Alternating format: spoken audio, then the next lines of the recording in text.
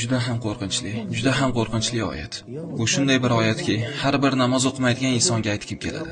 Men benamoz birodarlarimga aytaman. Iltimos, mana bu oyatga qalbing bilan quloq sol. Iltimos birodarim, mana bu oyatga e'tiboringni qarat. Bu oyatki Alloh subhanahu va taolo Muddassir surasida aytadi. Jahannam ahli haqida. Ularga jannat ahli savol beradi. Ma salakakum fi saqar. Ularni do'zaxga tushirgan, ular e'tirof etgan eng birinchi sabablari. Qalu lam nakum minal musallin. Subhanalloh. Iblisning insonlarni namoz o'qishdan qaytarish uchun ishlatadigan so'zlaridan biri. Ertaga o'qiysan, kechroq o'qiysan. Unga ergashganlar aytishadi. 20 yosh bo'lganimda o'qishni boshlayman. 40 yosh bo'lganimda o'qishni boshlayman. Hattoki ularga o'lim kelgunicha namoz o'qimasdan cho'zib yurishadi. U esa ogohlantirmasdan keladi.